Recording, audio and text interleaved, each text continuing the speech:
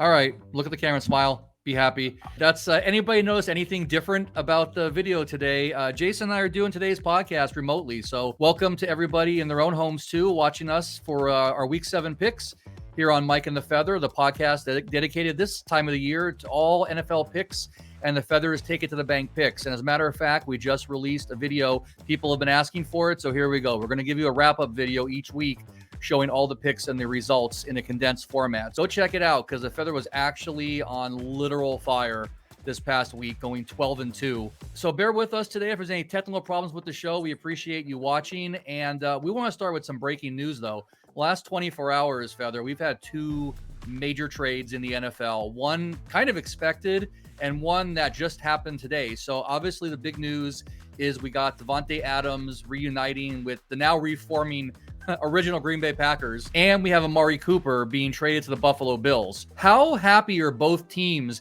that neither of those trades happened prior to Monday night's game? Both teams have got to be ecstatic right now. First of all, the Jets, their owner, it looks like he has egg on his face, after firing Robert Saleh.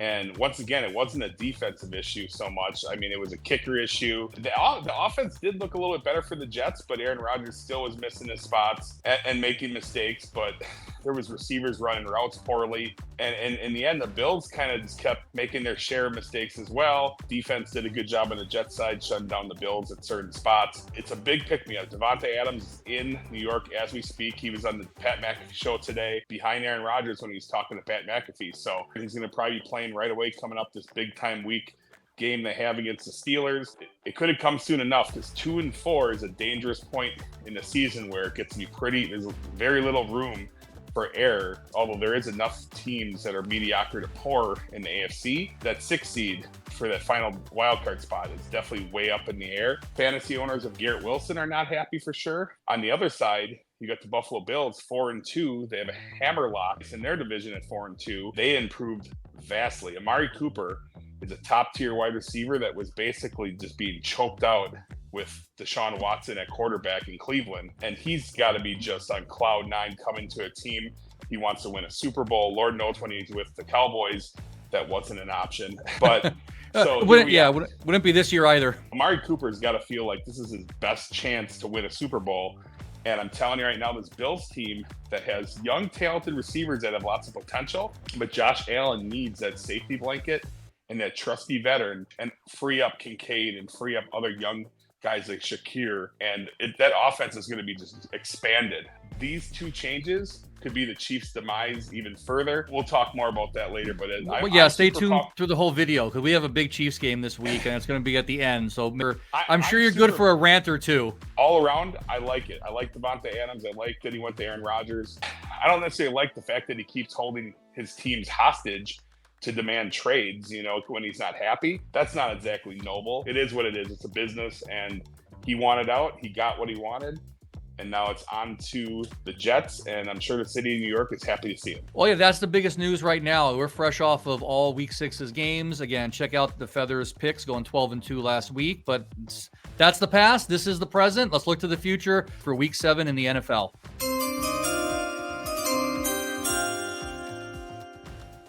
Okay, let's start with Thursday night. Possibly, I don't know. I always make an opinion, but kind of maybe a stinker game. 5:15 Thursday night. The Denver Broncos at the New Orleans Saints. Derek Carr still on injury. The Broncos, after not mounting a slight effort to make a comeback against the Chargers this weekend, but they are the 2-point favorite on the road in New Orleans. Yeah, the Broncos. Sean Payton's coming back home to New Orleans. His team that he won a Super Bowl at, to the promised land where it all began for him, and he's going to want to prove some things. The Saints, on the other hand, they can't get the ball to Chris Olave. Now they're on a backup quarterback that is pretty suspect at best. Alvin Kamara is still there. They're going to be in New Orleans, which is a tough place to play. The defense is okay for New Orleans right now. The Broncos' Bo Nix is looking good, but I think that, Sunday's whipping by Tampa Bay, I think that it's going to spark something in the Saints in this game. I really believe that the Broncos are going to come in there and the Saints are going to shock people. I think the spread's -2 Broncos. I'm going to take the home dog +2 The Saints are going to get this one done. They're going to find a way to scrape out a win. And the Saints on that field, last week wasn't great, obviously, for them against Tampa Bay. Tampa Bay is a much better team than the Broncos. All right. I'm not going to be there this weekend. Actually, both of us are a little bit put out this weekend, so we're not going to be at Westgate, which means we can still sleep in this Sunday because we got one more in London. And we at one time, I thought that the Giants-Panthers game was going to be the worst international game possible this season when they originally listed it. And right now, 6:30 a.m., once again in London, this time at Wimbledon Stadium, it's the New England Patriots sitting at 1-5 at the home team, Jacksonville Jaguars, sitting at 1-5 as well. But the Jacksonville Jaguars are 5.5 favorites at what's technically their home away from home. How any team that is 1-5 can be a 5.5 point favorite goes to show you how bad the Patriots really are. I'm at a loss of words because Jacksonville on paper should be a much better team, but fundamentally they turn the ball over. I feel like there's some poor play calling, and it seems like on all facets of the ball they're making mistakes. They literally just, whenever they had a chance to capitalize against Chicago, they made a mistake. They started the second half, they drove right down the field, fumble, turns into a Bears touchdown.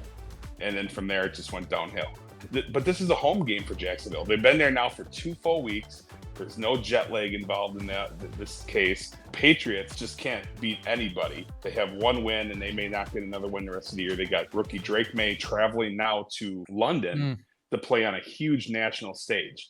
Can Trevor Lawrence step up, or does he only win football games on his birthday? But I'm taking the Jaguars in this case. I told you last week that they're pretty much on life support and all but dead to me. I can tell you right now, they're not dead enough for me to take the Patriots in this one. I don't like the Jaguars -5.5 so much. It's not ideal, but they should be able to win by at least a touchdown. Patriots got to travel. It's going to be too big of a spot for them. Jaguars get it done by at least a touchdown. Boom. All right. Let's move on to the regular slate of games Sunday morning at 10 a.m. We're going to be starting with the Seattle Seahawks at the Atlanta Falcons. Falcons coming off of a win this week. Falcons being 2.5 point favorites at home. The Seahawks have leaked away 3 in a row. They've lost 3 in a row, I believe now. The Falcons, they look good last week. Kirk Cousins is doing well. Bijan Robinson actually had a good fantasy game and overall decent game for the team. Kyle Pitts is still making some plays. I like where Darnell Mooney is. He seemed to be a really solid number 2. He dropped, I think, a ball that was, very catchable. The one in the end zone? Yeah.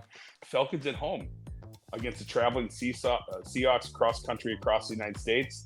I think the Falcons get this done, and the Seahawks fall below 500. Yeah, they start 3-0, and they're going to lose 4 in a row. I don't see the Seahawks traveling to Atlanta in a dome with Kirk Cousins getting true command of this offense. And the running game firing, and their defense is solid too. Not a lot of people are talking about the Falcons' defense, but they're a solid defense, and they're going to get it done. They're going to cover the 2.5. Falcons take it to the bank, baby. They're going to get it done. Boom. I feel like since you're remote, our take it to the bank picks this week should be deposited in the ATM as opposed to taking it to the bank. All right, let's look at the second one here. Tennessee Titans at the Buffalo Bills, and the Bills are sitting at an 8.5 point spread. This is the largest spread of the weekend, I believe, so far. Yeah, the Bills 8.5. They went into Jets land, beat them. It was scary for a minute, but the Titans are just terrible. Will Levis is not good. This Titans team does not have much hope. I mean, they played the Colts last week at home. No Jonathan Taylor, Joe Flacco, a banged up Michael Pittman. They couldn't even beat the Colts, which the Colts are surprisingly doing solid, especially with all the injuries. The Bills at home are very tough to beat, but this fan base is going to be loud and tough to deal with. I think the Bills get it done. Josh Allen had a good week last week, and I think with adding the addition of Amari Cooper, 8.5 is a lot of points in the NFL, but I don't see any reason why they're not going to cover 10 or more. Take the Bills, -8.5. Boom. All right, and then next up, the Cincinnati Bengals take the road to the Cleveland Browns, who really need to make a change of quarterback, but they've already said that no, they're not going to. At least the coach said this week that they're not changing it up. But that means the Bengals right now are 5.5 point favorites. I mean, the Bengals, they tried like heck to give the Giants a win last week. The Bengals were showing good signs of moving the ball. They even made some great defensive plays, but for some reason, they kept keeping the Giants in the game. Even with them playing poorly and not playing their best, they still won the game in a tough place to play in New York on the road. The Bengals are going to get it right. they have too much firepower. They look good. And I think the Browns, obviously losing Amari Cooper, they got worse. They didn't have much of a receiving core or offense with Amari Cooper because of the fact that Deshaun Watson's so terrible. But now this team is super deflated. Browns at home, Browns played in Jupiter, Mars. It doesn't matter where the Browns are playing. The Browns are not winning this game, and the Bengals are going to cover -5.5. No problem. The Battle of Ohio is going to go to the Bengals this week, and the Bengals are going to continue to improve and keep in that playoff hunt for that wild card, because it's going to be a tough division for them to catch up to when you got the Steelers and the Ravens playing really well and sitting at 4-2. And speaking of 4-2, we have your Packers at home against the Houston Texans. The Packers are a 2.5-point favorite, and both teams are, battling for first or battling to get to first.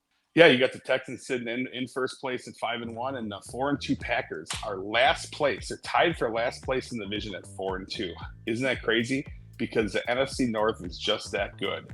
They literally have the most wins at this point in the season of any other division since the 1970 merger. You're looking at a division that's 5-0, 4-1, 4-2, 4-2. By far, at this point, the best division in football, the most competitive division in football. All four teams are in the top four for takeaways. Now you got the Packers playing against the Texans defense that's probably top four in the league.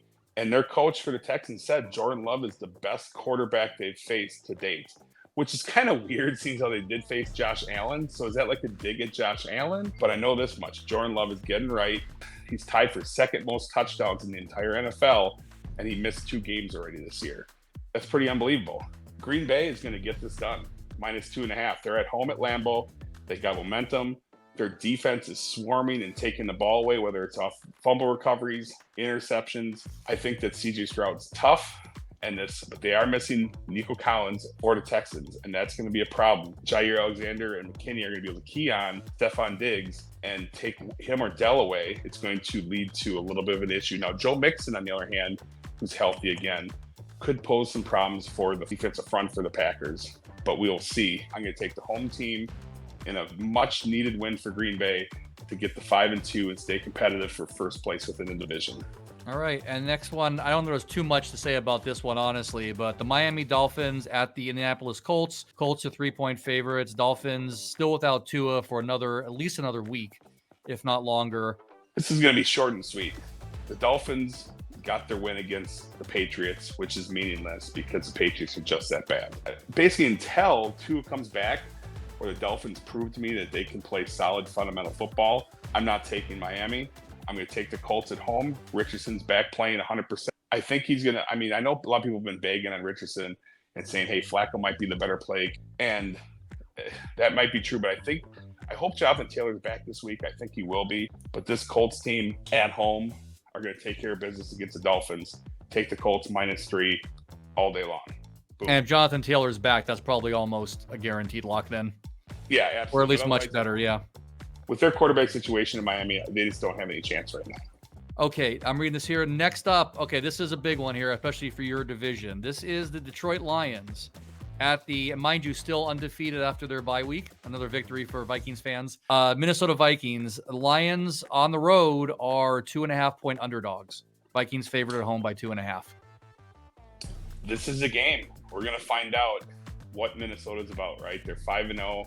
One of 2 teams left undefeated. Unfortunately, Aiden Hutchinson, the best defensive player for Detroit, went down when his fibula was snapped in the game last week. So prayers for him. That's going to be a very rough recovery. They had emergency surgery in Dallas. It's a bad situation there. But this Lions team proved last week that offense is potent. I just don't think the Vikings are going to be ready to face Detroit. Detroit's offense is going to be firing on all cylinders. Minnesota defense thus far has been pretty solid, and their offense has been pretty good as well. I'm a little bit concerned about the defensive backfield for the Lions. They're a little bit banged up and young in the backfield, but this Vikings team is going to finally have their first hiccup. The Vikings are going down. The Lions are going to come into Minnesota, and they are going to beat the brakes off of Minnesota by 10-plus points. Take the Detroit Lions plus 2.5 underdogs coming into Minnesota. Take it to the bank all day long. That's my play of the week. Detroit Lions over the Minnesota Vikings. Vikings will no longer be undefeated. Boom. All right, short and sweet. Is the bye week for the Vikings before this game a blessing or a curse? Are they going to be fresh or are they going to be rusty? It gave him an extra week to maybe get TJ Hockenson back. I'm not sure if he's going to play yet. Aaron Jones is banged up. He's questionable as well. I think it's a bit early for the bye week, but I think it's going to be positive, right? I don't think it's going to be a downside. They got some, injuries on that side. The Lions have such a big win against Dallas and so much confidence going. Momentum. That I think it's just like one team's going to be coming kind of flat because of a bye. And then Detroit's going to be coming in there and be like, hey, this game's huge. Dan Campbell is going to have this team ready. Minnesota's well coached as well. Dan Campbell's going to have them piss and vinegar, and they're going to come in there and smash. All right. Well, let's also take a game that's going to take place at the stadium right behind me, where to this date the Giants still have not scored a passing touchdown at home. That's going to be the Philadelphia Eagles and the one-time Giants, Saquon Barkley, at the current New York Giants with, for some reason, still quarterback Daniel Jones. And the Eagles are 3-point favorites, which given how the Eagles played last week in the last two games, I'm not surprised it's that low. I mean, the Eagles defense was pretty good last week. I mean, it took a blocked field goal for the Browns to get a touchdown, right? Saquon Barkley wasn't great. So it's, I think, two weeks in a row that he was pretty suspect overall. They're just going to go in, they're going to beat the Giants. The Giants and Daniel Jones, who nearly pulled out an upset on Sunday Night Football. Not going to happen. The Eagles are going to come in.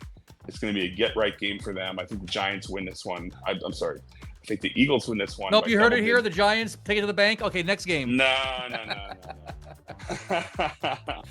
The Eagles get it done. They're going to win this one by at least a touchdown. Sorry, Mike. The Giants are going to take another L and work their way towards a number one draft pick. No, hey, I'll take that. No apologies needed for this season. All right, let's jump to the afternoon, starting at 1:05. The apparently rebuilding Las Vegas Raiders at the Los Angeles Rams. Did I say Las Vegas? I hope I did. I always say Los Angeles. Everybody knows. I say Los Angeles Raiders all the freaking time. Rams are 6.5-point favorites. And how much longer until the Raiders also just trade Max Crosby for a couple of picks and start rebuilding completely? Well, first of all, Devontae Adams he's healed. He's miraculously healed. Amazing how being traded and the guy's injury is gone. Cue the meme with the guy that's the WWE where he's in a wheelchair with a cast and then he gets up out of nowhere, because that's what happened with Devontae Adams now that he's left the Vegas. He's trading it to go to New York, where the fans are just as mean as they are in Philadelphia. He's going to the Big Apple. He's going to bring his big game. Him and Aaron Rodgers are going to come together, and they're going to try to play some football and rekindle what they had in Green Bay. Will it happen? Stay tuned and find out. But the Raiders are terrible. I don't know how many games they can win the rest of the year. Do they want to win any more games? Maybe they want to go for the number one draft pick. Lord knows they don't have a quarterback. And frankly, this team doesn't have much heart. I mean, there's talk that maybe Max Crosby could get traded. Once again, a 1-4 Rams team is a 6.5-point favorite. How many teams are 1-4 and are 6.5-point favorites? There's a lot of bad football being played in the NFL this year. And the Raiders, who are 2-4, are a touchdown underdog almost to a 1-4 Rams that's like decimated with injuries at wide receiver. But the Rams are going to get it done. At home, the heartless Raiders are going to get blasted. Rams win by double digits. Raiders go to 2-5. On to the next. All right, and on to the next. The Carolina Panthers at the Washington Commanders. Commanders' second biggest spread of the weekend at 7.5 points at home. Jaden Daniels did not disappoint last week against the big matchup with Lamar Jackson. I thought it would be more of a blowout, but he impressed me. This Washington team's for real. Terry McLaurin's looking good. They were without Brian Robinson, their stud running back. Panthers, on the other hand, are going the other direction. They're 1-5. Doesn't matter if Andy Dalton's quarterback, Joe Montana, or Brett Favre. This team is not going to win many games because all around they are not good. Defense needs work. This team all around needs work. That being said, another loss. The Commanders, 7.5 points. We're living in a different world where the Washington Commanders are over a touchdown favorite. The Westgate still needs to change their flag in the sports book. They are not the Washington Redskins anymore. They're not the Washington no names. They're the Washington Commanders. They're looking great, and they're going to get it done. 7.5 point favorites is a lot, but they're going to win by at least 10. Boom.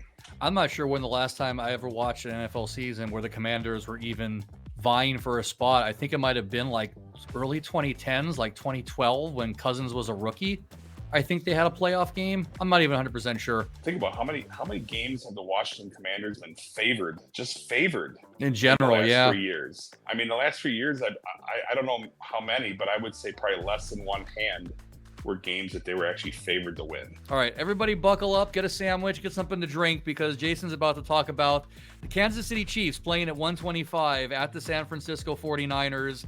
San Francisco 49ers gain a slight edge as a 1-point favorite. Okay, imagine this. The Chiefs are in another nationally televised game. I mean, are we going to – they isolated them for the afternoon game. Like, do the Chiefs not – are they too good to play a 10 a.m. start? Chiefs, of course, nationally televised, so all the Swifties, can tune in and hope to get a glimpse of Taylor Swift as the rest of us real football fans are puking every time we have to see her.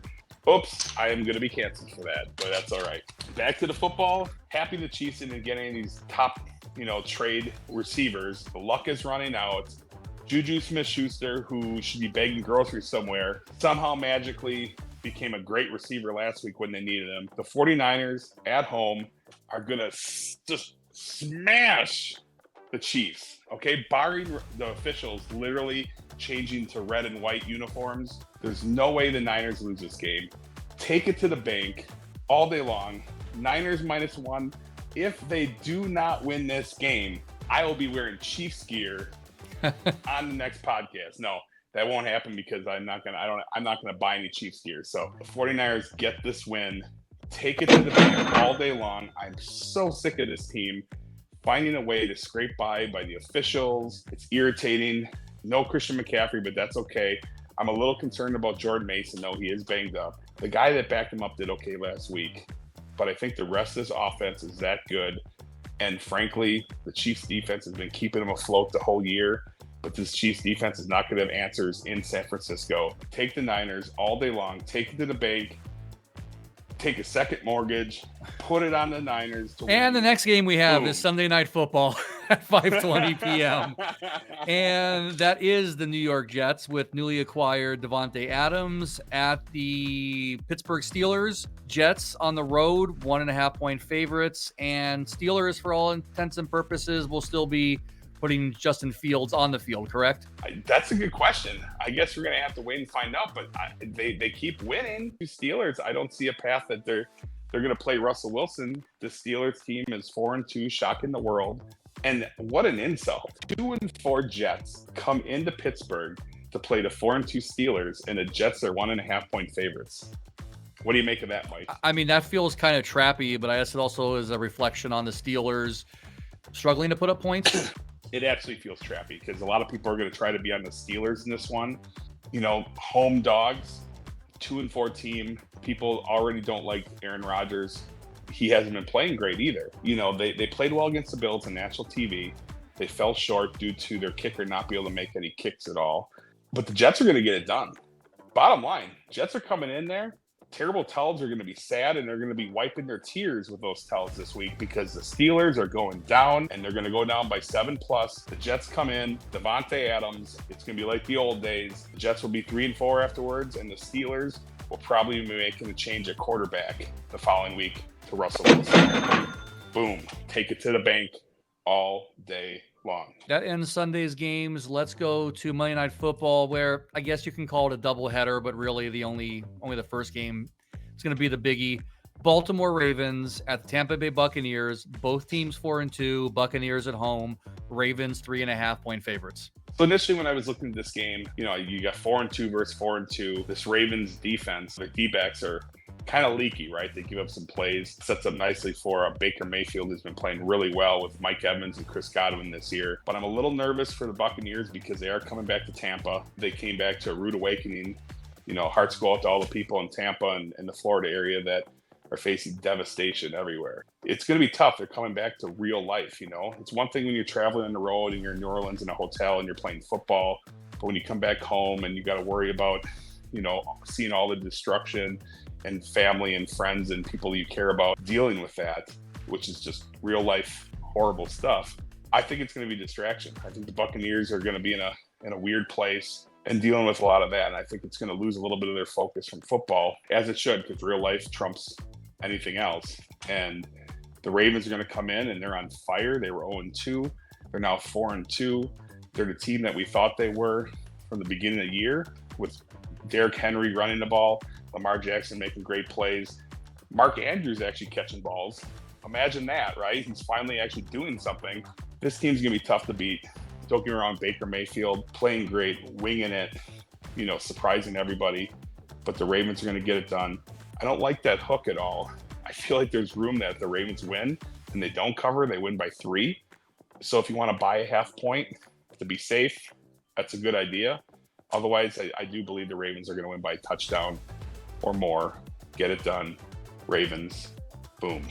All right, and starting at 6 p.m. on Monday night, the last game of Week 7 is the Los Angeles Chargers at the Arizona Cardinals. Chargers on the road are 2.5-point favorites. Cardinals haven't picked up a win since Week 3. Is that correct? Yeah, I'm not sure offhand, but I forgot they were 2-0 or 1-1 going into Week 3, but they have not looked good. Marvin Harrison Jr. hurt. Yeah, he got shooken hurt. up. I'm not sure what his status is going to be for the next week. Extra day of rest. The Chargers. Jim Harbaugh, he had himself a little scare.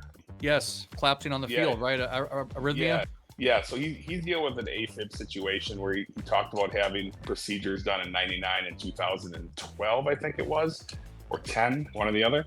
And he was having that situation on the field. He worked through it. He continued. He went back in the game and started coaching again. So it appears to be fine.